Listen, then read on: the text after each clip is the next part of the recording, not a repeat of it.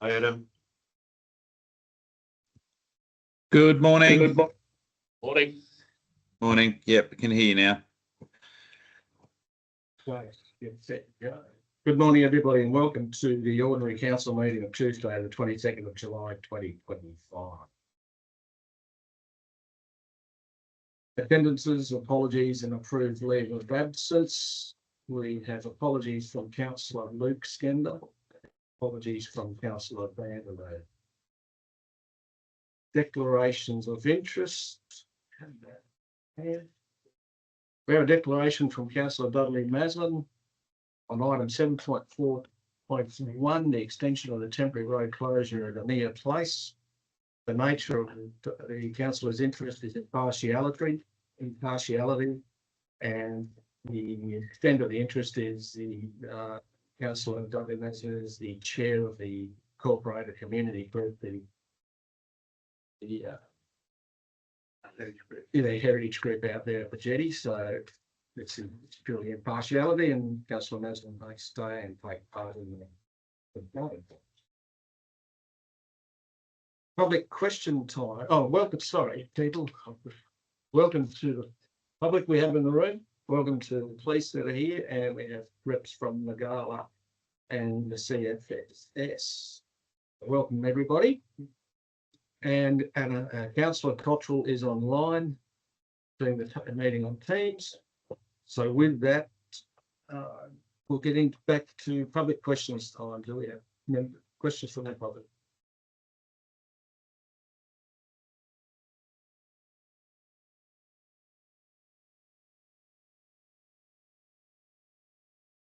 Morning, my name is Karina Barron. I live at 12 Dempster Road in Morgan. My interest today is the query of getting defibrillators up at the blowhole or the coast after the tragic accident a month ago. There is no defibs. They do have bend signs which state there's one at the aquarium and one at the boat ramp, but there is nothing else. And given that it takes an hour to get up there for help, a defibrillator or three, I think, up at the coast would be ideal. It may not have worked and helped in the last tragedy, but it would have been there and been provided and could assist. It's not only just recently, it's over the course of years that people do have accidents up there and there is nothing for them. And I was just wanting to know whether it's a case of 3 defibs up there and another bend sign up at Black Rock where everyone now has to camp. Have a defib at the boat ramp where there is a bend sign and a defib at the aquarium where there is a bend sign. And that is what I'd like to know if it's going to happen, or can it please happen? Thank you, Karina. We'll take that question on notice and get back to once it's been considered. Very, very good. Thank you. Questions taken on notice from the previous meetings. Neil? Sorry, I missed that one. Confirmation of the receiving of minutes. Excuse from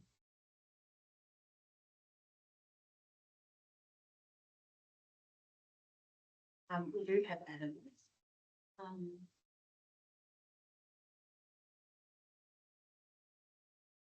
these questions from Councillor Cottrell. Yes, we do have. Councillors.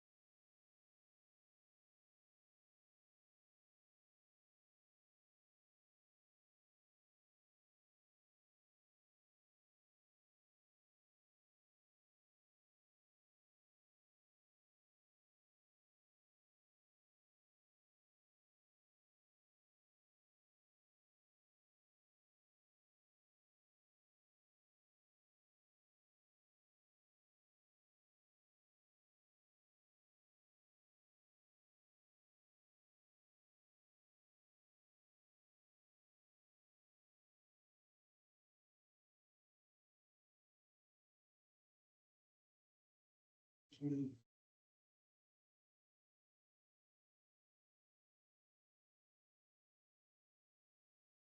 the questions on notice. Number one is how many days has Coral Bay had ranger patrols of any kind in the past 3 months? In brackets 12 weeks. The answer to that is as at 1st of May 2025, Coral Bay has been attended by Shire Rangers on 10 occasions over the preceding 12-week period. Given this fell within the off-peak season, most patrols were conducted as day trips. Ranger presence was prioritised during key periods, including the Easter holiday break and the festival at Carnarvon Station. Let's say that properly. Careful. Yeah, but anyway. What is the Shire? Question number 2, what is the Shire's intended service level for the ranger services in Coral Bay? The Shire service model is seasonally responsive. Tourist peak season, target 4 patrol days per week with scheduling spread across weekdays and weekends. Delivery is subject to operational resourcing. Off-peak season, target of 1 patrol day per week, also resource dependent. Question number 3, can the Shire provide an update on any communication with the Department of Transport and the Department of Biodiversity, Conservation and Attractions regarding free camping issues on the land they manage? The Shire continues to negotiate with the Department of Transport regarding an MOU to support enforcement on Department of Transport managed land, including issues such as illegal camping, unauthorised parking, dogs off lead and swimming in restricted areas. With respect to DBCA, there is no ongoing dialogue at this time. DBCA is understood to maintain its own enforcement capacity through internal ranger services and separate management arrangements. In recognition of the unique needs of Coral Bay, the Shire has expanded the responsibilities of its executive business manager within the office of the CEO team to include stakeholder engagement and oversight of this area. As part of their role, the executive business manager now maintains a regular presence in Coral Bay, currently spending 3 days per week on site. This arrangement is designed to strengthen local relationships, streamline issue resolution, and collaborate with stakeholders to establish sustainable and acceptable service levels into the future.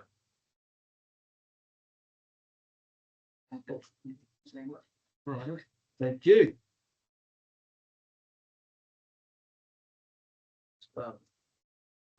Confirmation and receiving of minutes. We have the minutes from the Ordinary Council meeting of June 24th June 2025 and the Special Council meeting of 15th of July 2025. Councillor Dudley has needs to move, please. Thank you. Seconded, please. Councillor Kelly. Is there any debate on that, councillors? There being no debate, that's adopted unanimously 6-0. Announcements by the President without discussion.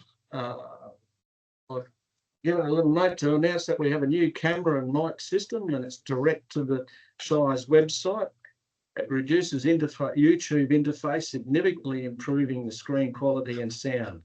And a big thank you to the IT and media team for getting that on the ground and happening. I've been getting regular complaints about, especially the sound of what we're doing. So well done to the team on that one. And now, also, I'd just like to forward the councils. I'm sure they'll share with me our condolences for the passing of one of our local legends, Jacob Mingo. I think he was a well-loved member of our community, and it's very sad that's occurred. So I think everybody will share those sentiments with me. Thank you. Right. Oh, yes. I'm also a member of the focus team and another much loved member of our town, Margaret Moore, unfortunately, has passed on as well. So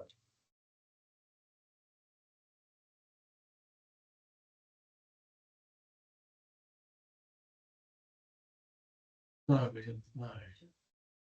we should a bit belated, but yeah, that's right. So no, that's right. So and I've just been reminded of the passing of one of our stalwarts of the pastoral industry and a wonderful person in accepting change and being part of the developing tourism along our coastline in Leone. Horeca Forest Station, unfortunately, has gone as well. So condolences to their family. I'm sure everybody will share that with me. So another one of our much loved members of our community and rural tribe. So that one there. So right, moving on. Presentations, petitions, and memorials. We have Senior Sergeant Toland and Inspector Morrissey here today. Gentlemen, you're up. All right. Well, firstly, thanks for inviting us both to the meeting today. I just want to give a quick overall. So I commenced in the job as OSC 14 months ago. At the time when I commenced, there was significant vacancies at the police station. So there was double figure vacancies and an extremely junior staff as well. So it was pretty tough. The staff at the time were really enthusiastic. You know, we were doing some. Even though we had a lot of vacancies, they were doing a lot of great work. But really only being reactive because of the numbers that we had. So they were doing a lot of overtime as well in relation to, you know, so fatigue was an issue and all those types of things. But as I said, apart from that, they were doing really good. So Mr. Morrissey and myself have really pushed hard to try and get some attraction allowances in relation to getting some extra staff. And in February this year, that came ahead. And so pleased to say right now we're at, we've only got one vacancy. So it's the most staff Carnarvon's ever had. So it's really turned positive, and we've got a really good crew. We've gained some experience as well as that junior staff. We've got some really good sergeants that have got. We've got two sergeants at previous OSC's police stations. We've got one that's an ex-detective that's right into drug work and all those types of things. So we've got a broad range of experience right now, and with all those extra numbers, we're now able to do a lot more proactive work, which. In relation to the proactive work, we've been doing obviously the issues down the shopping centre in relation to retail theft. Last year, retail theft was quite high. The antisocial behaviour. Obviously, we don't want tourists coming into the shopping centre and being abused, etc. So we've run a couple of operations down there this year. One of them was in relay. Also, we utilised undercover retail theft people. So that and we've obviously liaised with Woolworths, but we're doing it with all the shops as well. And we've got another operation coming up soon. But those operations have worked really well. So year to date, compared to last year, retail theft's down 38%. So that's a huge reduction in retail theft. So and that's across the board in shops. So those types of operations will continue. We've also doing proactive work around getting involved with the juveniles more now with the PCYC, the local government agencies, and obviously education in the schools as well, getting them back to school. So we're doing all that type of work as well. We're getting back into, you know, we're all aware of the fatal crashes around the state. So we're getting more involved in highway patrols. So we go to Coral Bay and Overlander. There's obviously a lot of tourists on the road at the moment. So we're getting a lot more into that area as well. In relation to the drug, I've spoken to Mr. Smith about the operation we've been currently running for the last 2 months or a couple of months. So just in relation to this one operation, we've had 29 persons charged with a total of 156 offences. 7 of those are possessed with intent to sell, supply methamphetamine, which is serious, very serious offences. We've also seized 150 grams of methamphetamine, 1.5 litres of liquid ecstasy, over 2 kilos of cannabis, seized $20,000 worth of cash that's drug related, as well as other drugs, small amounts of cocaine, MDMA. 14 edged weapons, like large homemade edged weapons. And we've also seized in that operation 6 off-road motorbikes that were utilised in the drug dealing. So the good result out of that is getting all those drugs off the street. I mean, that's quite a significant amount for a town of Carnarvon. particularly the liquid ecstasy. So we've actually got 4 of our targets, our main targets for this operation are currently in custody. They've been in custody, one of them being in custody now for nearly 3 months, and a couple are still in custody. So with the charges that they've been charged with, we'd expect significant jail time for those people. So, and we're obviously this operation is going to be ongoing as well. And in relation to that as well, as it's a really good opportunity for our junior staff. There's been different aspects of this operation, and they've all been getting involved, getting experience in. Realistically, it's an operation that not many police stations do, with the resources that we've utilised from locally and from Perth. So it's been a real good experience for those junior staff as well. So, but in relation to the stats, you know, that even DV assaults are slightly down this year, which is against the state average. DV assaults are going up everywhere, so it's about 4% down. But you know, considering where it is around the rest of the state, that's quite a significant decrease as well. So, and in relation to the shopping centre as well, is we've liaised with the Woolworths. So now what we do now is Woolworths will, if they have any issues with someone, they'll give them a banning notice. So that banning notice now means that they're not allowed in the shop. So what it means is if they go back into that shop, commit an offence, we can charge them with burglary, which is a lot more serious offence than just the stealing. So that's what we've been doing. So we actually had an adult female recently charged with 21 offences in relation to Woolworths, and we'd expect her to get some significant jail time as well. And obviously can't go back there committing those offences, abusing the terrorist, which she does on a regular basis. So overall, so as I say, overall we're full, apart from one vacancy, which is advertised this week.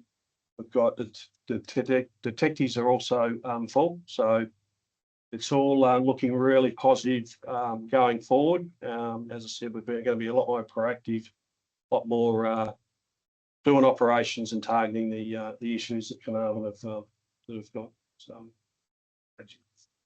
oh yeah, and also we've had a forensic trial up here. So what they've done is they've identified that Carnarvon could do with a permanent forensic officer. So they did a trial.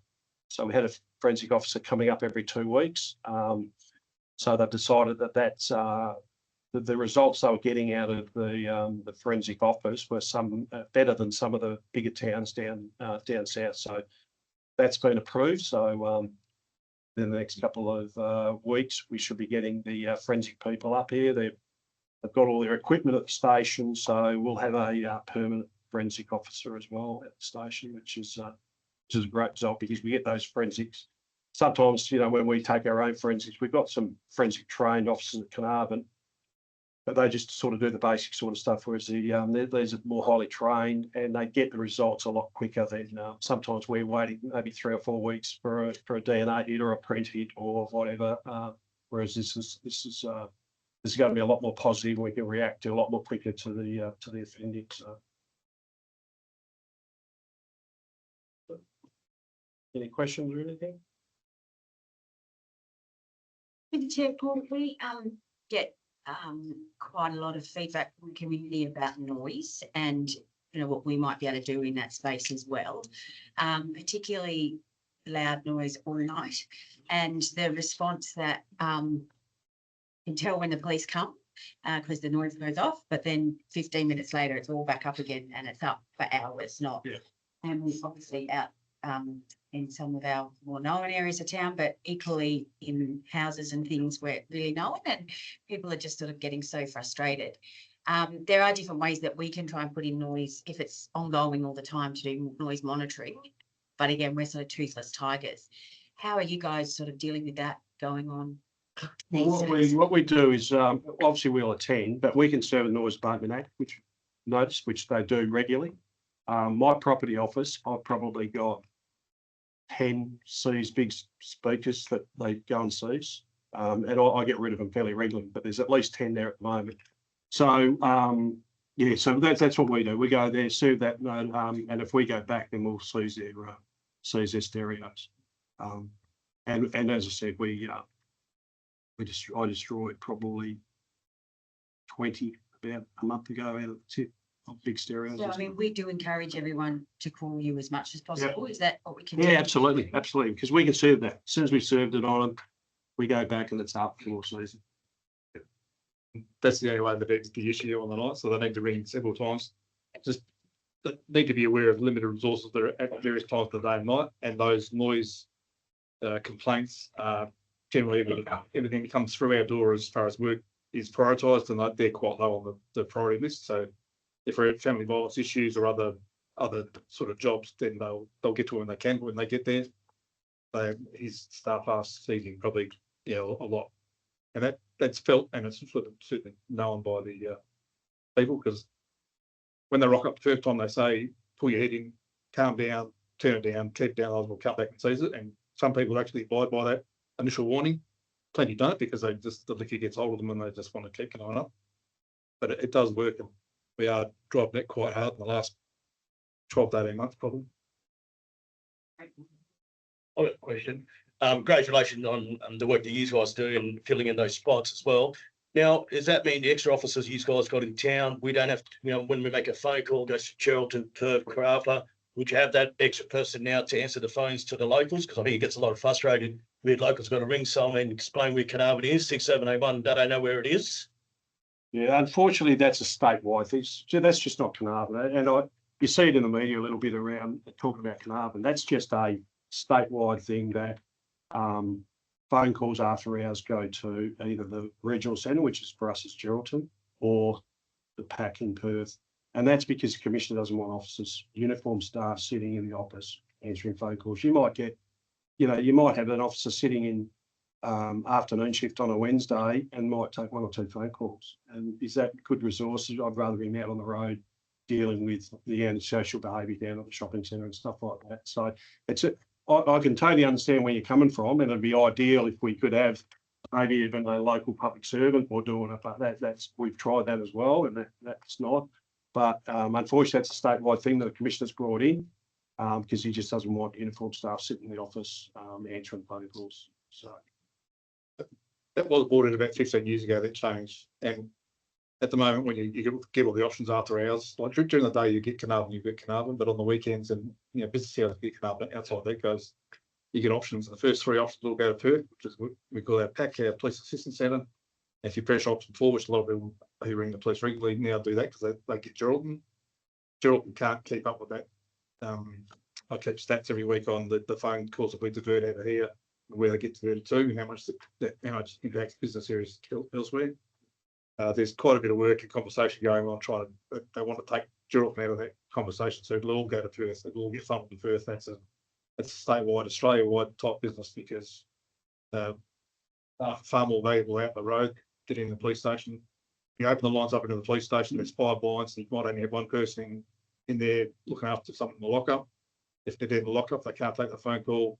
If they're on the phone, they can't take the other 4 or 5 phone calls that come in. They miss phone calls, and the Commissioner's very big on not missing phone calls. So it's not great.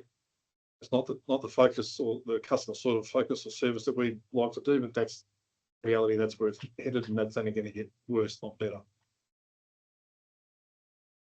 It's also amazing that you always hear about calls that get diverted and take time to get responded to, but you never hear about the positives, like the recent incident where from the alarm going off to the police being in presence was 11 minutes. So those things that does happen if The difference between whether you get a phone call to Carnarvon or a phone call, other than the people not knowing exactly where it is, they sit in front of a computer, they've all got headsets on, they type it in, it's with us 30 seconds later. It's probably quicker going to Perth than it is here, apart from the diversion where you press option 1, blah, blah, blah. But it's certainly no massive delay or concern about business. I know that some calls do take a long time, sometimes the non-urgent calls in Perth, I've heard they can sit on hold for 30 minutes, which is just unacceptable. The Commissioner's well aware of that. He's trying to deal with that, but that's a state government type issue about funding and more staff, and not my area. But it's just as quick going to Perth as it is here. It's just you don't get the local knowledge. Yeah, look, I've had some really positive feedback, especially in the last couple of months. from various sectors of the community, especially around the drugs and job you guys are doing out there on that. It's been noticeable on the streets, been noticeable to the people living next door to those deal houses and what have you. It's actually encouraged people to step up and feel like they're going to get heard and something's going to happen. So it's been really good, and it's good to be able to thank you guys in public and recognise the good work you're doing. One question I do have though is around the BDR. Have you got any stats on that? How many you've added to that? I haven't got them at the moment, but I can get them to it. Yeah. I looked at it last week, the week before. There's not that many on the BDR. The only time we can get them on the BDR now is if we attend jobs like a family violence incident, the prime one, where we try and get people on it. If there's alcohol involved and we arrest someone, then we can put them on a BDR, which that happens when that opportunity arises. It certainly happens. But if they, and again, not just Carnarvon, statewide, people, when we attend family violence incidents these days, might go down the path of making a complaint because that causes later on grief for their family setup. And they just want a police order, which is a 72-hour short-term restraint order and scheme thing. So that sorts things out, sorts them out for their safety and their issues that night, stops the arguing. But there's no impact on long-term access to alcohol. Whereas if they make a complaint because they've got a black eye or whatever the case may be, then that person gets cut off from alcohol for 3 months. So that causes long-term grief because it's hard within the certain family structures in town, and it's harder the more people you eliminate. That causes long-term grief. So if the victim takes refuge with other family and friends, it's in this town the size of Carnarvon, that sort of action on their part, which is reasonable and should be taken, but it impacts on them long term. So they become reluctant and hesitant to go down that path. So you're saying the victim actually has to instigate that, the police can't just go and say, right, mate. yeah, they need to make a plan of assault, because 99.9% of the times when we arrive at a family violence issue from that type of incident, they're all quiet. They quiet as soon as we get there, or they might be shouting, whatever like that, but certainly no assaults or any arrestable offences in our face that we can deal with and actually ourselves as witnesses. It's just you've got to rely on witnesses at the house or complainants coming forward or victims coming forward, and that is something we're very mindful of, and that certainly I and seniors over time get queried and pushed on regularly. It's a big issue statewide, and our stats aren't as good in processing offenders in the areas what we like as far as their percentages of how many people we put through the books versus how many jobs we're attending. We're below where we'd like to be. We are improving, but it's not going to change. It sounds similar to Carnarvon. It's the same issue, and people are reluctant because of the fear of the BDR. Yeah. So we'll just for our own clarity. So if you've got someone wandering around the park drunk and shouting sky and abusing people, or wandering around the town, it's drunk, obviously affected on alcohol. And they police attend, they can't put them on a BDR. Not necessarily for every instance. You probably No, you can't. Unfortunately, liquor enforcement have put up a proposal to change the BDR, because realistically, I thought I was with me, but like a BDR, just safe for street drinking, you can't. Like if someone's down the shopping centre have street drinking, you can't be given a BDR, because it's one of the things is it's got to be an offence with the prison sentence. So we need to be changing those. People just think just because they're street drinking in the street, you get a BDR. We can't. So, but they're the offences that we need to be given BDRs for. So those things need to change. But I know our liquor enforcement are pushing that up to try and get that bit more clarity and a bit more leniency in what we can give a BDR for. Well, thanks for clearing that, because that's the perception in the public. The understanding. That's frustrating for us, because we'd be able to give out we'd be able to give out heaps, but unfortunately we're restricted in what we can give out. There is perception within the community that you can apply BDRs for a lesser offence. But the case has always been going back a few years when they did still have the liquor record, it's made loud and clear when the BDR could be applied. But I think that's been forgotten by some. I know there's a real push to try and get that back to change what's happening in Carnarvon with those liquor restrictions, because there is a lot of complaining coming forward from that, and these guys will be well aware of it. But yeah, there's how to actually do it. Are the liquor restrictions now providing a benefit or not? Yeah, that's Overall, I could say liquor restrictions still provide benefit. Family violence is still well down. There's been some change in their tasking on the days of non-restrictions on Sundays and Mondays, where there's total restrictions on Sundays and Mondays. There's some stats are sort of balancing out, but overall, family violence is probably the strongest area of note, where it's still significantly down from what it was. And they're again, not our call, not our problem, but I can assure you that those sort of stats where there's significant decreases in family violence, which is a statewide, probably the number one statewide issue across in policing or crime, having that outcome on the back of liquor restrictions, the government will rely on those stats as a good indicator all day, every day. Yeah. It's on the news I watched the other week. They're trying to bring them in permanently from here up. It's the ones who have already got liquor restrictions. Yeah, it's a good opportunity to provide a little bit of clarity on this, so that people and hopefully people that are watching or listening in will understand that, you know, the BDR isn't it's, I think at times it's seen as the way forward, and it really is. If the criteria to issuing a BDR was changed, yes, it would significantly benefit town as far as law and order issues and those public in your face sort of behavioural issues in town. It would have a significant impact, a really almost whiplash impact, if we could sort of. but do you think is it worth approaching the government about lobbying board? Yeah, not for me to drive. Yeah, I agendas, but sure. Yes, yeah. Okay. But certainly, I've put forward some. We get asked, or I get asked regularly about how we can push things through, and I'll see the expanded use of the BDR, whether we, instead of it being associated to a criminal offence, it's going to be arrestable offence where you've got to do jail time, or have the possibility of doing jail time. If we brought that back to just being, if it's a police order issue, which is a big drop in criteria, we could issue a BDRs 10 times a day, and that would quell disturbance in town massively, to the point where people they'd leave town. That'll go to jail. But then that has to be widespread. Yeah, but that's where it's at, and that's not my view. That's a common theme across people in my position, but whether that's government's got appetite to that's their decision. Thank you, and congratulations, well done, great work.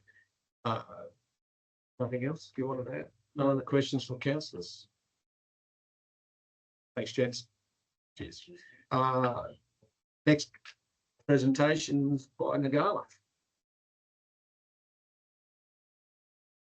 Right, I was going to say that actually. So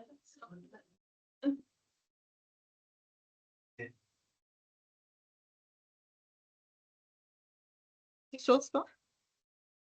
I would have to.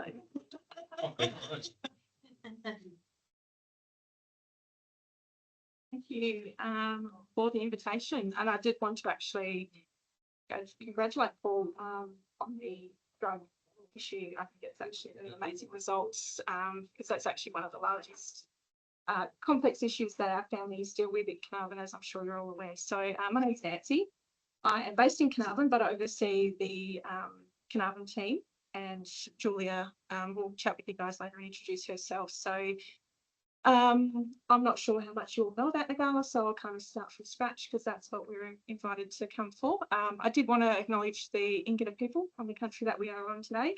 I'm very blessed to work across multiple countries, spanning North to Exmouth, inland to Megathera and down to Rockingham. So quite a broad scope of area to oversee community services. I've been working in the Carnarvon space probably for the last 6 years, supporting the team, and we have 6 funded programs. So our organisation is not for profit, or what we would like to term as a full purpose organisation, where we come to work every day to build the capacity of families and young people. So our focus is that every child deserves the opportunity to be their best. And obviously we do that through multiple sources of funding that aligns with our purpose of why we want to be at Ngala. Ngala has been around for over 130 years, predominantly in the metro space, and originally supporting young mothers, so through mothercraft nurses, and our hospital thankfully just got some extra funding to be a universal access for families. So previously you could only access our hospital in Kensington if you were connected to the Department of Child Protection, or if you were had private health funding. So, you know, both extremes, whereas now we're universal, where anyone can walk in the door and seek help for their young baby, which is fantastic. And that is on a whole realm of issues, whether it be feeding, sleeping, behaviour, you name it. So it's actually in the process of, I suppose, a framework on how that might work, because it only came into implementation this month. So we're hoping that can be up and running by the end of the year, which is fabulous. So we actually can refer Carnarvon families to that service as well, and assist with transport as best we can. But we also know that Carnarvon families also travel a lot to Perth for family reasons, or for hospital, birthing, you name it. So locally, we probably work predominantly in the youth space, or, you know, that I suppose our scope is 0 to 18. So any families with children can walk in the door and just say, you know, can you just help me with my child wherever they are on that journey? It is all voluntary. We don't mandate any of our services. Some of our programs in probably the metro have court orders, where we have families who actually come to our services based on the court order saying that if you want to retain your children, you must attend this workshop. So we balance that with obviously our voluntary parents who just walk in the door, because sometimes they come with a bit of complexity. So that can be also done across the state where we work. It's usually about, I suppose, the court system being aware of the services that are available. But here they are voluntary. Families can walk in the door. It's universal access to majority of our programs. We don't obviously discriminate if someone wants to come to our services or our workshops from any walk of life. Our main program that's been running for a while is our what you might know as our remote school attendance strategy, which is now called KEEP, which is an education engagement. So the funder has removed the aspect of just based on school attendance, getting kids to school, to more about having children engaged in activities that are obviously assisting to get them back to school, but it's really focused on, are they engaging with activities? Are we upskilling them not just on maths and science and English, but also on soft skills like communication, teamwork, problem solving? So Julia will cover a couple of those activities that we've been working on. We've got our parenting connection, which is a more focused on parents rather than children. So it's really about parents accessing workshops on behaviour, circle of security, nutrition, and usually that is based on what the community needs. So if we're hearing a lot about, you know, I can't get my, I don't know, 3-year-old to go to sleep, and there's lots of early years children in the space at the moment, you know, Billy would organise a one-off workshop or a series of workshops to work with families in that space. Generally, playgroups are really well attended, purely because they're, you know, the intent is that it's just engagement and play, but at the same time you're having really good conversations based on what that parent might need at that specific time.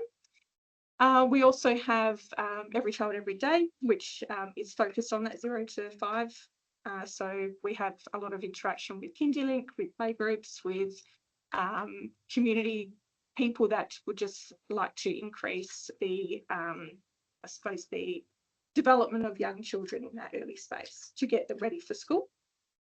We also have Target 120, which I'm sure there is a lot of interest around. It probably sits outside of our scope a little bit, in the fact that it's obviously based on getting young people or stopping young people entering the justice system. But we take it from a scope of working with the whole family as helping build their capacity to avoid that young person entering that system. So it's, you know, helping mum, dad, carer, whoever, work with complexities of what's happening for their family, so that obviously that deters the young person from engaging with activities that might lead to entering detention. And we also have Parents and Learning, which is the early literacy programs that's helping, again, school readiness, young children who are 3 and 4 years of age. It's a home-based program. So each week the families get delivered a book and an activity where they engage with early literacy activities with their young person. So really realm of activities, but really about supporting that family to support their young person to have the best start in life and on that journey. But yes, that is very basic, quick. If you want to chat more, feel free. But and I do have some brochures, but I'll open it up for some questions. But I would actually like Julia to give you some ideas on the activities that the team locally. We have a fully local team who provide the services. We don't rely on, besides Julia and I, who come to support from a coordination or management perspective. Our team are all local people who are employed here to work, besides also Dale. So Dale's an ex-math, but it's still in the Gascoyne region. So, but yeah, Julia, do you want to share some? Sure. Yeah. Good morning, everybody. My name is Julia, and I support Nancy, and I support the teams on the ground across the Midwest and Gascoyne regions. So I stepped into the role about 2 years ago, and we had some changes with the reserves contract, as Nancy mentioned. So some of the activities that we provide on the ground, we sort of brought together, we re-established the youth network group. So every month we have we sort of facilitate a meeting where all of the local stakeholders come together. That is, I think that had been established previously, but it had sort of dropped off. So we sort of reignited that as part of our KEEP contract. And that has grown, and we've got about 16 local stakeholders that come to those meetings every month. We look at, you know, what the needs are locally and how we can work together to provide support to our young people and families. So that's specifically in the youth space. We also implemented or sort of brought together a youth advisory council. So that is led by a few young people, sort of between 16 and 25 years of age. And the idea is that those two groups sort of talk together, talk to each other, and sort of, yeah, the messages from the young people sort of capturing those young people's voices, and that is fed back to the youth network group. They work towards some activities during Youth Week. We work really closely with the Shire of Carnarvon in the youth space.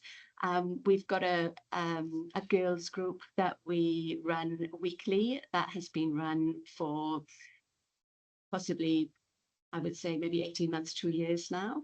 And we've currently got 23 young females between the age of 10 and 14. We work really closely with the Shire, so Hannah from the Shire. And they do activities around self-esteem and gaining confidence. And we recently ran a fashion parade, so that, you know, the young people could gain some confidence. We brought somebody up from Perth to mentor the young girls, and we sort of noticed the change in their confidence as the time went along. So lots of activities being run with young females. We work closely with the Shire to run a boys group as well, in partnership with the Shire and the PCYC. That has less young people, but we are trying to grow in that space. Other activities we run, we support the Carnarvon Community College, the Thrive classrooms, so the students that are most at risk of non-attendance or disengagement, we go there and we support them in the classroom to encourage their attendance. And that has been really successful. We just recently looked at some stats around the attendance of the young people in the Thrive classroom, and it had grown something like 200%. So there's lots of success in that area. And facilitating some on-country classrooms in term 3, so we're commencing that to support that learning on country moving forward once a week. Is there anything else I see that? Oh, I'm sure there is, but I think it just shows that there's a whole heap of initiatives, but also new ideas that with our stakeholders locally that we know we can't do it alone. So you really have to work together to support families and young people. So yeah, any questions that you might have? Questions? You mentioned statistics. I mean, we've got some pretty bad statistics around school attendance. And then you mentioned that you focused around these kids getting engaged. Are you getting statistics on the versus ending the Ngala being engaged and maybe collaborating with school level, but the other, 25 to 40% of the kids that should have been in school have actually been over here ending engagement programs with that? Yeah, so we work very closely with Tash and her team, and we obtain the school data for that child at the start of the year. So any child that consents to be part of our program, so say for instance we could have 60 to 75 kids engaged with particular programs. So this was across our Dead Girls group, the boys group, and the Thrive program, I believe.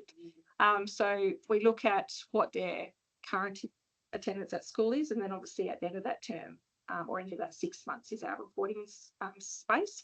So you're potentially looking at a young person who might have been going to school 6% of the time, and they might excel to 80%. So they're still not obviously at school every day, but comparison to what they were achieving, we're showing that this has true results, that they're getting supported more, they're feeling safer, that they obviously feel that there's people they can connect with. And we've had that feedback from the school that, having one of our team members present in that class has reduced misbehaviour, but it's also increased engagement of actually they're participating. Usually that, young people might sit there, they might fall asleep, they might obviously just choose not to come, but having one of our team there who they feel connected with has actually helped increase their engagement and learning at school. So yes, we do look at the current state and where they are in the future. The actual figures were 11% for these Thrive students, and at the end of semester 1, their attendance had increased to 42%. So still not great attendance, but a huge increase on what it was previously. And we look at, one day is better than no days. So it's not let's go to school 5 days a week. It's let's go to school half a day. Let's go to school 2 days a week. We kind of build that capacity as opposed to going from nil to full strength. That full on approach. So. Questions, councillors? Thank you very much, ladies. Thank you for having us. Next up is the Family Support Services, BFSS.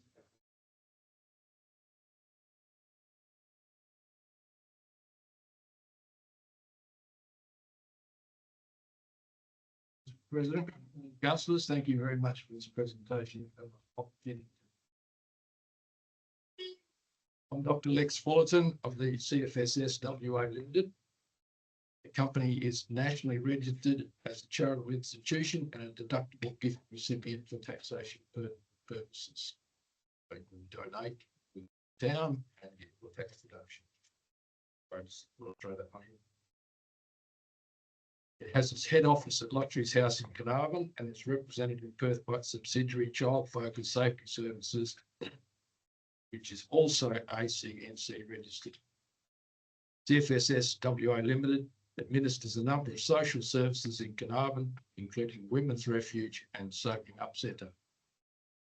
Our staff have encountered significant social issues, and Mrs. Duncan will present those concerns to the government as the remedies are out of the scope of this company and its resources. It is recommended that these concerns be raised at local, state and federal levels. Hence, we are asking the Shire of Carnarvon make that, adopt that as a policy and make those recommendations. Mrs. Duncan is the director of the company and she holds a Masters in Public Health and Addiction. She is the Alcohol and Drug Team Leader for the Mental Health Services and Community Alcohol and Drug Service for the WA Country Health Service Midwest Carnarvon campus. It is clarified here that she is presenting on behalf of CFSS WA Limited and does not represent or reflect the policies or views of the WA Country Health Service in any way whatsoever. The views and opinions are entirely those of the Board of CFSS WA Limited, and any connection with views and policies of WA State Government are purely coincidental. I give you Mrs. Duncan. Hi, thank you. I'll put my stand here or? Oh, okay. Thanks. Yeah, I'm wearing two hats, so it's a bit difficult, but just, yeah, forget that I work for WAX for this presentation. We've noticed not only at my work, which is the Community Alcohol and Drug Service, on the corner there at the hospital, and the other side is the Sobering Up Centre, which the Carnarvon Family Support Service, which I'm a director of, runs that 4 nights a week. So we sort of coexist and work together. So we've seen a real increase in meth use since the alcohol restrictions have been introduced, and I do have access to statistics, so I will be running through them. They might look a bit confusing. If you have any questions, if you could hold them to the end, and just there's page numbers on the slide. So if you just want to have a question about a certain stat, just say the page number and we'll go back to it. Okay, who's got the clicker? Okay, the Y, oh gosh, the Y nearly disappeared. So we've seen a rise in amphetamine use in the community, which affects basically everyone, individuals, families, of course, and our communities, businesses, tourism. It's also putting a strain on the local emergency services, support services and public services like the Carnarvon Community Alcohol and Drug Service and the mental health, state mental health services. So what we're asking is really for a localised response to help build our community capacity and connectedness. Next slide. So this is just some stats. I have been with the service, the team leader there for 18 years. So I'm the one that collects the stats and writes the data reports. So this is so from 2007 to 2014, alcohol was always our primary drug of concern with the clients that we see. Cannabis came in second, and amphetamines were pretty low on the list, and opiates were way down, primarily due to the fact that there just wasn't accessibility to opiates. That was sort of more a 90s, 2000s problem. So from 2014, we moved into our new building, which was very nice. And so only between 2014 and 2016, we did start to see an increase in amphetamine use. And it was around this time, I'm deliberately calling it amphetamines, like the old speed. It was around this time, towards the end of 2016, that we're starting to see meth come into town in a big way. And there was not a lot of accessibility to just general speed amphetamines. By 2016, methamphetamine use was the primary drug of concern. So when we see someone, we have to list that. So there might be others, they might be drinking as well, or smoking cannabis, but this is just what the main drug of choice was. We didn't see too many problems in the beginning, however. Methamphetamine does take quite a while to become entrenched use, and for such things as psychosis and things like that to start happening. Next slide. So we also run and distribute the needle and syringe program in town. Intravenous drug users got access to clean needles and equipment. And this is to reduce the Hep C burden on the government system, the taxpayers. For every person that we prevent contracting hepatitis C, which is the most common hepatitis that's contracted through IV use, we're saving the tax man or the tax dollar $400,000 over the life of that person that has contracted Hep C. That's a really old figure, and I don't have a new one, but I dare say it's way, way higher now. So this is an average of the number of fit packs. Now, each fit pack has 5 in, so those figures there times by 5. They're the individual needles that we're handing out. So we had pre-COVID, so say from 2015 to 20, it's always been on average 5,500 times 5 a year that we give out. Per capita, we actually give out more needles than Geraldton in Carnarvon. That's always been the case. During COVID, it dropped by 1,000, and that was mainly due to access, because our services our door had to be shut a lot during that period. They still had access to the automatic machine out the front and to the A&E, but that was difficult as well, accessing the A&E with all the testing that needed to be done. It would put a lot of people off. So post-COVID, it went back to the 5,500, which we've seen over a good period of time prior to that. Post liquor restrictions, it has jumped to 7,500, and that's just in the 2 years since we've had them. So anecdotally, we have seen people that have never used before to begin to use. Methamphetamine is cheaper than alcohol, especially now that we've got the floor price. Yeah, next slide. Okay, so I also have access to the A&E or emergency department statistics. This is just for Carnarvon Hospital. So pre-liquor restrictions, and this is also AOD or alcohol and other drug related presentations. It might seem low, the figures say pre-restrictions 6 per month and spiking over the summer months. Sorry, we got some water. My mouth's all dried up.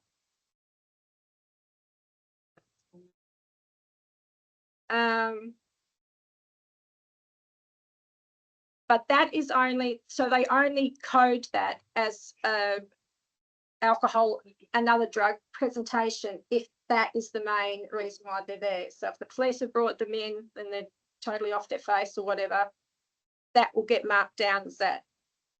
If they've come in and they've got a broken arm or they've been, you know, smacked in the head or whatever, and they're under the influence of alcohol, that won't be coded as an alcohol presentation or drug presentation. So post restrictions, so that they're yearly figures. So we went, the year before was 6 per month, spiking over the summer months. The year post is 8, and now 24 to 25, it's 11 a month. And both of those had no post, thank you, no spikes. It's evened out a lot more. So sometimes we might, where it spikes, they might be quite high, like, 11, 14 presentations a month, and then it will drop off to pretty low numbers, 2 or 3 a month, or 1, or none at all. So I haven't, you read into that what you will. Next slide, please. Okay. Okay, so this is actually there's like 10 diagnoses within the drug and alcohol related presentations. So acute intoxication, no, I just picked out a couple, or no, only one, just the intoxication rates. So that means that they've just consumed a whole heap of alcohol and a whole heap of methamphetamine. So the intoxication rates for alcohol pre liquor restrictions, that's the pre-LR, was 40, post in 23-24 was 30, and post 24-25 53. The acute meth intoxication pre-liquor restrictions was 15. Post 23-24 liquor restrictions 29, and this previous year was 45. And there's a limitation on that statistics. I think where the nurses are the ones that actually write this down. So they make a judgment call, and I think in the moment sometimes this is done, post event, that the people might have even been discharged already. There's statistics about people having to go into hospital, people having to be flown out, but I've sort of restricted it to the intoxication ones. So the rise could be that they're getting better at like writing the information down, and then it goes off to a coder to put into the stats, but it's still a rise interesting enough in not only the meth, but also the intoxication of alcohol, even though we have the restrictions in place. Next slide. Okay.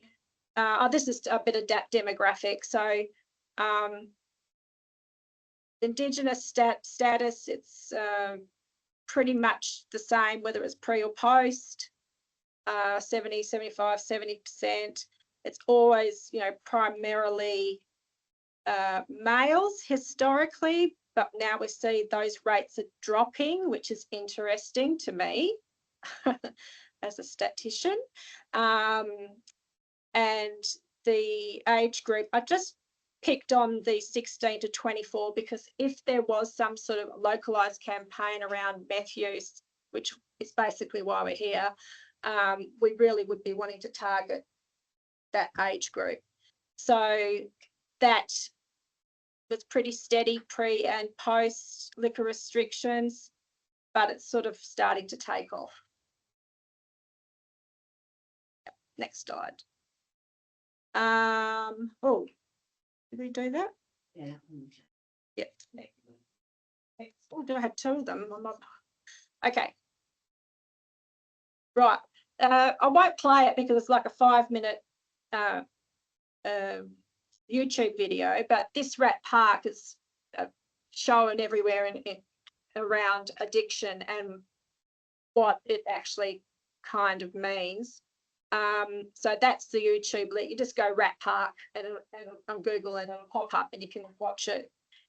So this psychologist, Bruce Alexander, in the late 70s decided to put a rat in a cage, and he had a bottle, and it was all by itself, isolated. Had a bottle of water, had a bottle of either cocaine or heroin, and that rat decided that the cocaine or heroin, whatever it was having, was the thing to go to, until it basically killed itself with overdose or intoxication, which is more, it would have been if it had been cocaine. Cocaine or speed type drugs are a lot different in the way you one dies of it. Opiates are a depressant drug. That means that depresses your central nervous system, and that's how you get overdose. Whereas it's more likely with overusing cocaine or whatever, you'll have a heart attack. Speeds up your metabolism or your central nervous system. So what they decided is to put these rats in a community, and they had fun things to do in there, play with balls and slides and whatever else. And they did again. They had the water and the heroin or cocaine, and guess what? They didn't need to be going for the heroin or the cocaine because they were having fun with all their mates. And a human example of that was soldiers returning from the Vietnam War. They had access to pure heroin when they were over there, and everyone was freaking out in America that when they returned that they were going to have all these drug addicts on their hands. No, they came back. They came back to family, community. They just got on with life. Didn't touch heroin again, or there might have been a few exceptions, and it's not as good as well. So that's when so pure heroin over there, they would have been able to smoke it. The heroin you get over here, you can't smoke it. You've got to inject it. So anyway, that's the main point I think we're getting at, especially with community development and anything like that. It's all about community and trying to see how we can help these people out there, especially the young ones, stay connected to whatever it is, so they don't feel the need that they need to go down this path. So that's what we're hoping. So through the Carnarvon Community Alcohol Drug Service that I work for, so we're funded primarily by the Mental Health Commission, and we have to sort of do a prevention plan around alcohol and other drug use in our community, and we've partnered with the Shire. Keely helps young Skylar out, and we have this AOD working group. I don't know whether you've heard about that, but they focus on priority areas around drug and alcohol within our community and do all sorts of great activities and stuff. So I was wondering whether this could be sort of driven by that forum / Shire.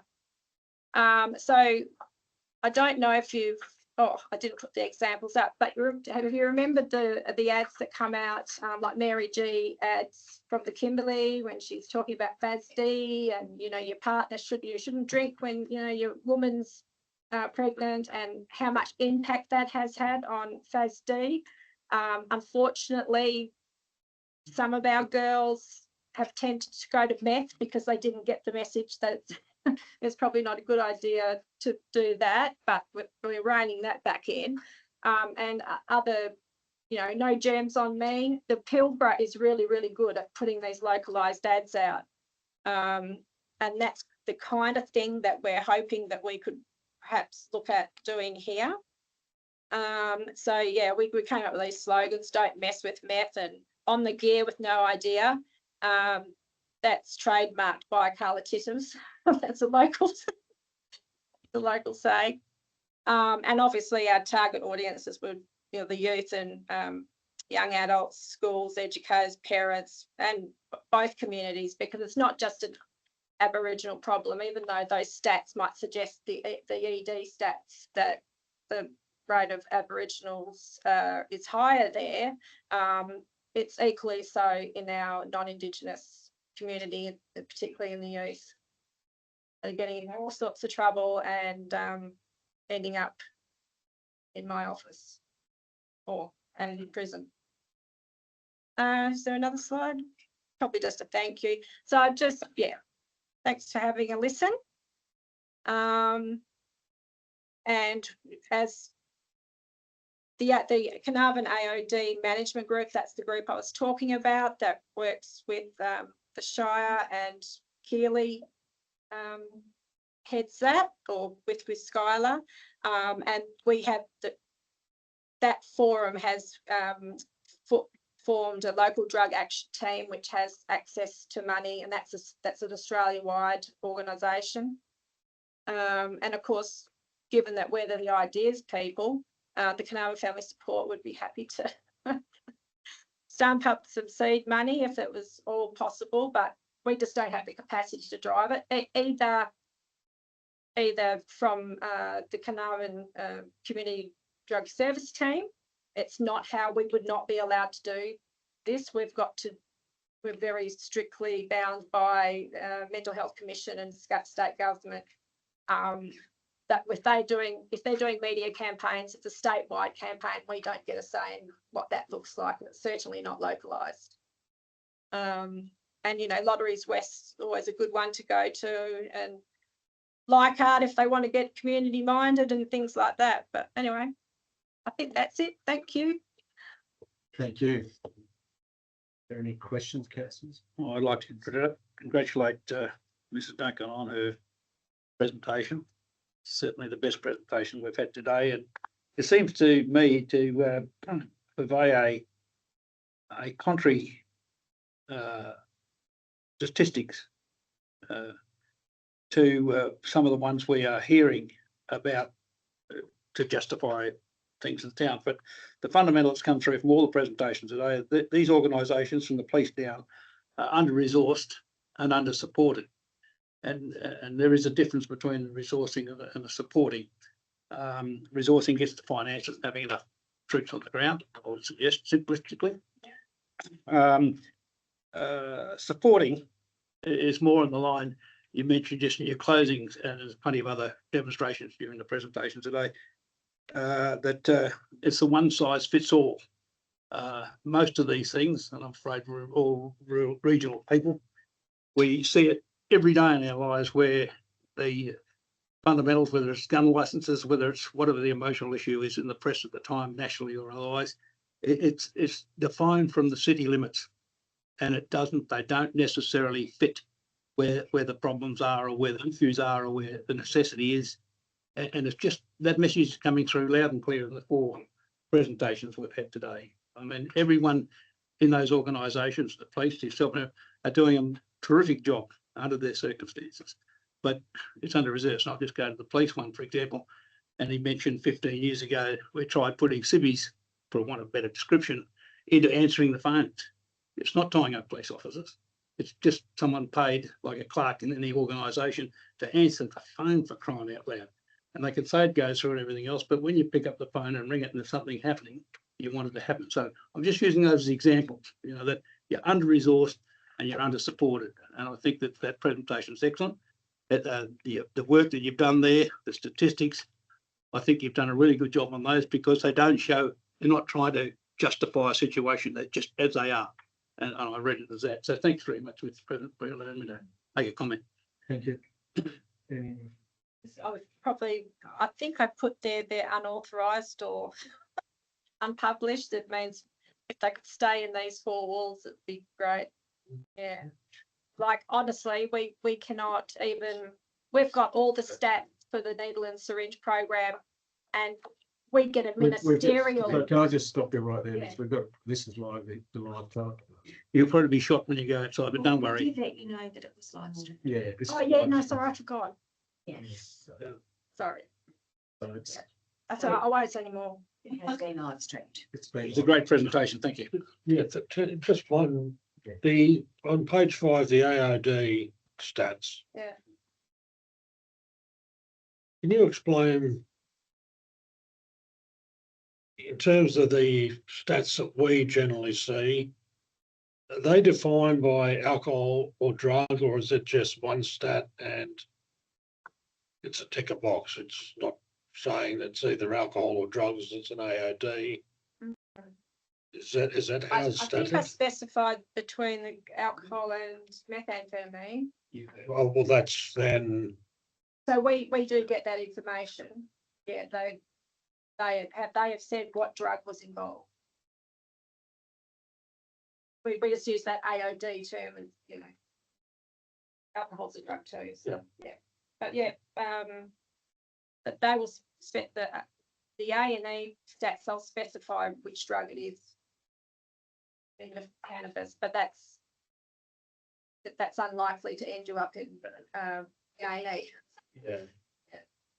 I guess when those stats come up, it's after actually broken down into those various drug levels. Yeah, it's always those stats there are suggesting the amphetamines are becoming and obviously it's a criminal activity. Selling alcohol is not a criminal activity. And that would be generally what you'd probably see across the state, across Australia, regardless. I know that I was sort of saying pre-post liquor restrictions. There's definitely, obviously, just on the numbers of needles, there's been a significant increase. So, you know, I think that the liquor restrictions have played into that. We actually saw a bit of a spike in the needle and syringe distribution. There was a situation about 5 or 6 years ago where there were 2 prices for methamphetamine in town. Am I allowed to say that? Anecdotally. And so there was a non-Indigenous price, which was double the Aboriginal price. So that meant we did see a big spike in Aboriginal people suddenly. It's more restriction that and all that go to methamphetamine because it's just simply cheaper than get. Sometimes people just, it doesn't matter what drug it is, they just want to get on. So through the chair, that's what I'm across the board generally with the cost of living crisis and a whole range of different things that obviously Australia's experiencing. Meth use is on the increase, is it not? Yeah, just across the board, yeah. Yeah. So then seeing that here, is that I suppose where I come from is like liquor restrictions in or out or otherwise, whilst they are what they are, we're seeing more meth use anyway. Yeah. Regardless of them. I think locally it's kicked it off. I think it's kicked it off in a big way. Because of just mainly because of the price floor. You know, once upon a time you could get a bottle of pink, my poison, for $7. Now you've got to pay $15, and you know pensioners have been affected. But also, if you want a cheap bottle of plonk, you can't get that either anymore, and so people have turned to the meth.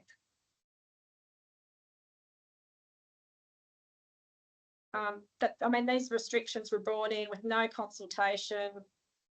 I was told about them a day before they came in. And I said, well, you better get up to the A&E because you're going to have some dependent alcohol people that that's a medical emergency alcohol withdrawal. It's sorted itself out, that aspect of it. Community college stuff as well. Children do it. Yeah. So that had to be organised, or the hospital needed to be aware of what was going to occur. But yeah, that's all sort of evened out. There was another statistic too, the days a week. So when it first came in, there was a bit of a spike in presentations to the hospital on the it's not the Sunday or Monday, but the Wednesday, because that's when the withdrawal will kick in. But that's evened out now. People have learned how to get around it if they can afford the alcohol. To make sure that they've got alcohol every day, just like everyone else in town has done. I shouldn't laugh. Thank you very much. Very good. Thank you. President, I was the chair, just quickly sum up what we're asking the local government is to take on this project. It's way beyond, we're not a small organisation, we're very professional and very well resourced, but this is out of our scope. It's way bigger than what our company can handle. What we're asking for is a resolution from council to take this project on. Just where we can, but we haven't got much. Thank you. Through the chair, have you pulled together sort of what your key outcomes are and what you would like us to see, what we would like to do, what you'd like delivered? Has that been formalised? And then for us to be, so you'd like us to, so if we work with you a little bit on pulling together that item for council, I suppose, just so then we're all on the same page and understanding the support formally that's out there, then we can put something quite concise to council and have it considered formally. Yes, ma'am. However, that would require a motion from council, a resolution from council to conduct the program. Yes, yes, but I'd like to pull together the item that gets the endorsement and Yes, so ma'am. therefore have clear. Thank you. Councillors, does anybody need a toilet break? So we'll break adjourn for 5 minutes. We should move a motion to do that. But Councillor Dudley Maslin moved, Councillor Kelly seconded. There'll be no debate on that. Can we all be back in the seats at 10:30?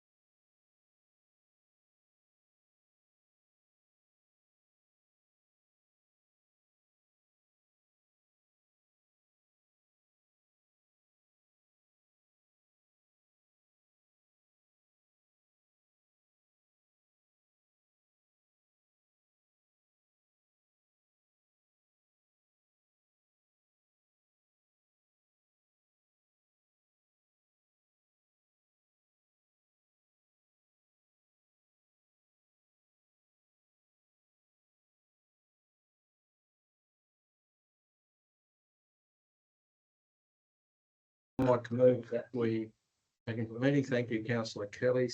Councillor Farina seconded that. And there's no debate on that. That's adopted unanimously. Mrs. Hill, thank you very much. Right into it. So item 7.1.1 actions performed under delegated authority for the months of June and July. Over is Councillor Burke Maslin. seconder, please, councillor Farina.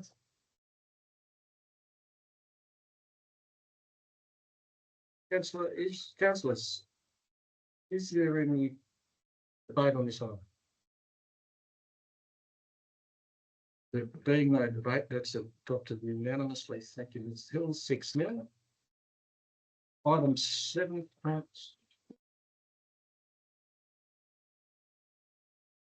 On status of council decisions, June 2025.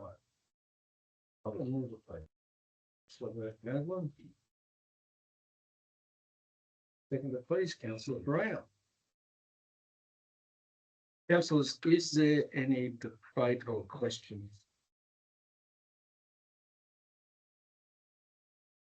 Being no debate or questions, that we adopted unanimously. Thank you.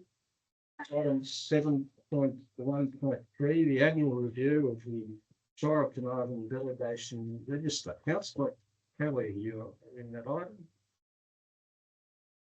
Seconder, please. Councillor Farina. Once again, councillors, any questions, debate? Comments? There being nothing, that's adopted unanimously. Thank you.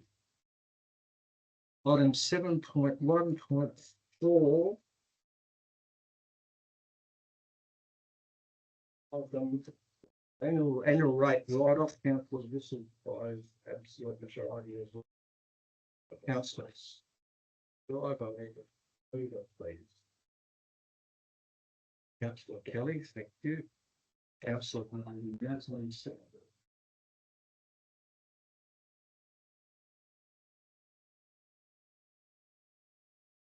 Councillors, is there any debate, questions? Just note, probably for the benefit of those listening. Unfortunately, we lost our gallery here. Although it does say it's the annual rate write-off, if you read through the agenda item, these items are dating back to some as far back as 2017 from memory. So it's a combination of various processes that we get to actually be able to write something off. So it's not a year on year thing, it's a multi-year process to get to where we are today. So hopefully going forward, we're going to see the same extent of write-offs into the future. Please pay. Thank you. Thank you, councillor Kelly, and I think the comments in this agenda item are excellent because it's proposed write-offs and amendments represent legacy issues and are either legally non-recoverable or administratively appropriate. So I think it covers it really, really well. And thanks for that, councillor Kelly. Are there any other speakers for the motion or against the motion? Put it to the vote. Those in favour? Unanimously adopted. 6-0. Thank you, Ms Hill. Item 7.1.5. Councillor and CEO attendance at the Walgett 2025 State Conference and Annual General Meeting. 7 points.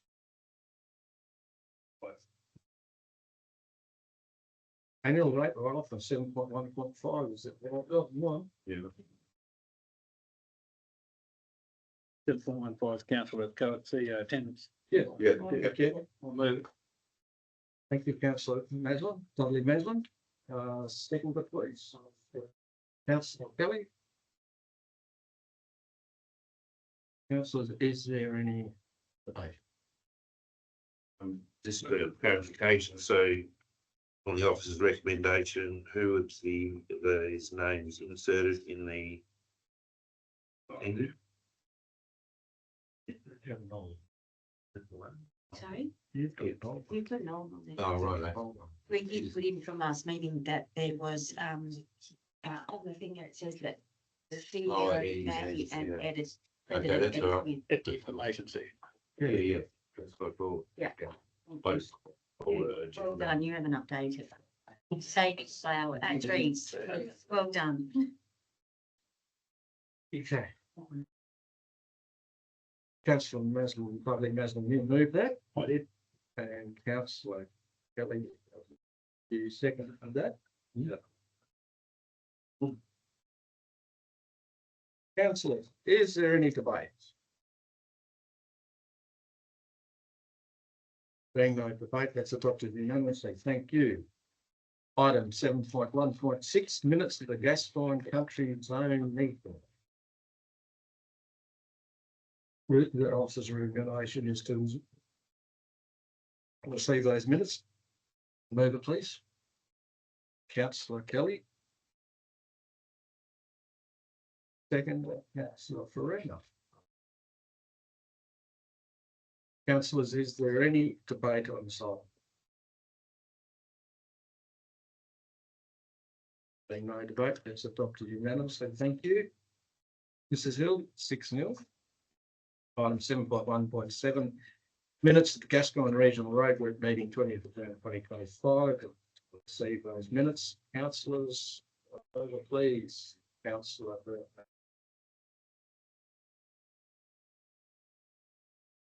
Please, Councillor Farina. Councillors, is there any debate? Being no debate, that's adopted unanimously, 6-0. Item 7.2.1, accounts paid under delegation June 2025. Move it, please, Councillor Kelly. Second. Councillor Naslan. Just one question I answered.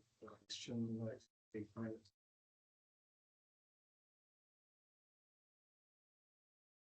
President's questions on the agenda review around the 3 payments to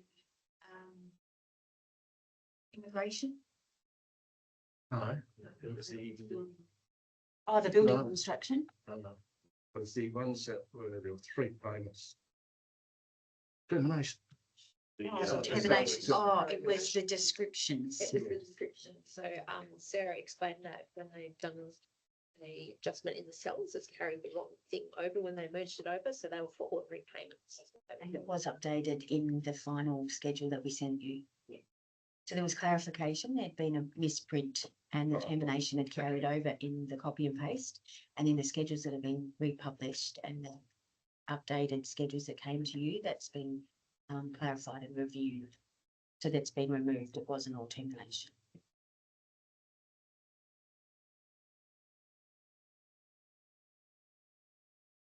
All right. Councillors, is there any debate? There being no debate, that's adopted unanimously. Thank you. Item 7.2.2, monthly financial reports. Over, please. Councillor Naslan. Second by Councillor Farina. Councillor, is there any debate? No debate, that's adopted unanimously. Still 6-0. Item 7.3.1, Shire of Carnarvon Local Planning Scheme 13, amendment number 11.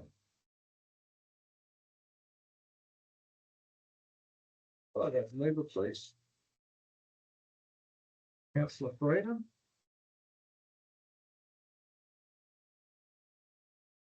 Second, please. Councillor D. Maslin.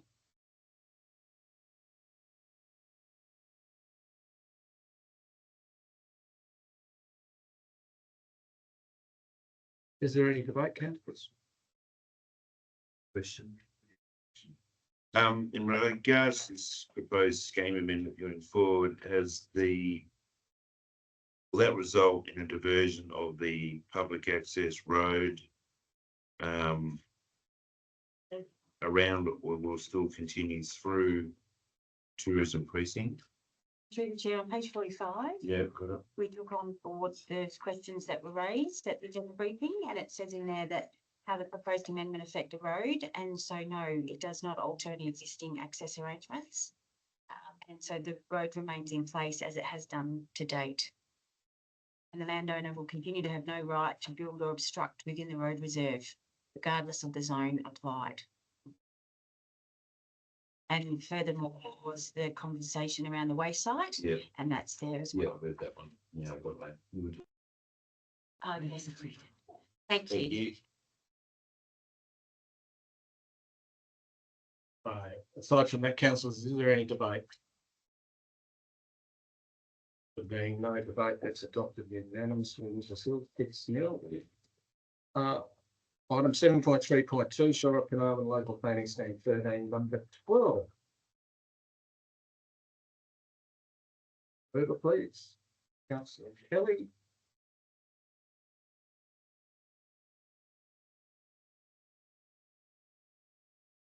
Second, please, Councillor Farina. Councillors, is there any debate? Being no debate, that's adopted unanimously, Mr. Hill, 6-0. Infrastructure services, item 7.4.1, extension of temporary partial road closures.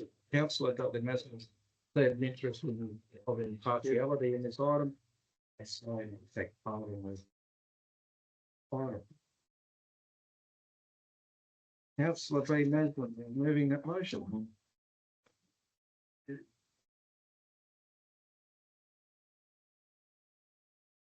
Councillor Kelly, second.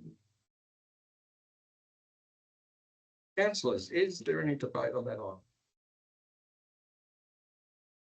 See the work starting out there. Hoping to see the work start out. Yeah. We'll be doing this again next year. Councillors, is there any debate? There being no debate, that's adopted unanimous. 6-0. Councillors, applications for leave of absence. Do we have any applications for leave of absence? Bill, motions of which previous notice has been given. Questions from members without notice. Do we have any questions? Councillor Dudley Mason. Maybe in the next item, Mr. Chairman, I'll send guided by yourself, but next year we moved last council meeting, or no, several council meetings ago at Coral Bay, that the town hosts the tourism conference, WA Tourism Conference here next year in May. And we have it's a great opportunity for us to promote the town and region and dispel some of the myths and paradigms that are attached to our community. And but we do have a lot of work to do. And I'd like to think that we possibly start by getting some of our businesses to come on board. And I'm specifically here thinking about the Carnarvon Central, the boulevard as we all know it. I'm, as a resident, I'm perpetually embarrassed by the statement. The car park belongs to the proprietors of the Carnarvon Central boulevard. There's potholes in there. It's got to the stage you cannot avoid the potholes when you drive in a normal car. You go to miss one hole, you go to the other. In some cases, they're up to nearly a foot deep in the old language. I don't think, in fact, it's not that I don't think, I know, that purveys a very poor image to the visitors to this town. And it's the actual building itself is tired. It's I myself have written to the owner of the building, knowing the gentleman concerned, and haven't had much joy. And this is not just recently, it's over the last 18 months. Sending photos of the pictures of the untidiness and the outright uncleanliness of the entries place. There's broken advertising signs as you go in where the rocking horses are that have been there. They've been smashed for 2 years. And I've advised him of that. The glass has been broken, or the perspex or whatever it is. The whole place is an embarrassment to the community. And I'm opening my remarks by saying next year we are inviting people to come to this town, some 200 odd delegates plus, to show them what we've got. And I think that we need to ask our people, our business people, to come on board. And I know most of them will, definitely will, but some of these absentee ones may need to be reminded that we're depending on them to do their bit. And I'd like to subsequently move a motion to show I wrote to the right, I'll give this to you, Mr. Hill, would you reckon? To write to the owner of the Carnarvon Central Shopping Centre as a matter of urgency, advising them of the dilapidated condition of the building and the poor management of the complex. I haven't mentioned that so far, but I've seen tourists in there. We've been in there as residents. When some of the antisocial behaviour that goes on in there is not acceptable under any circumstances. And I suppose they're limited on what they can do about it, but nonetheless, security in most things nowadays is almost a mandatory obligation. So perhaps they could look at that. Complex, it's unclean, unsupervised, encouraging antisocial behaviour. The car park is a traffic hazard and requires immediate attention. There are bikes, scooters, dogs, broken signage inside the thing, and the car park is at a stage where you cannot drive a vehicle in coming in from the Olivia Terrace entry around on the side, but you cannot avoid going into one of the potholes. That's how bad it's got. I'm not telling any of you anything, or residents here, you know how bad it is. And I believe that we need to start as a council to start tidying up our town, because next year we're going to have an opportunity that we'll only get once. We don't want to muck it up. Thank you, Jim. Thank you, Councillor Maslin. You can see this putting together information would carry that forward. I think. Thank you. Yeah. Okay, sorry, Stefan. Councillor Farina. All those in favour? Unanimous. Thank you, Mrs. Hill. 6-0. So councillors, if you bear with me, urgent business approved by presiding member of the decision of council. We do have the CEO performance review KPIs to do. So what I'm proposing is we put 11 and 12 together and we address this late item, bring to council, and we need to close the meeting to the public.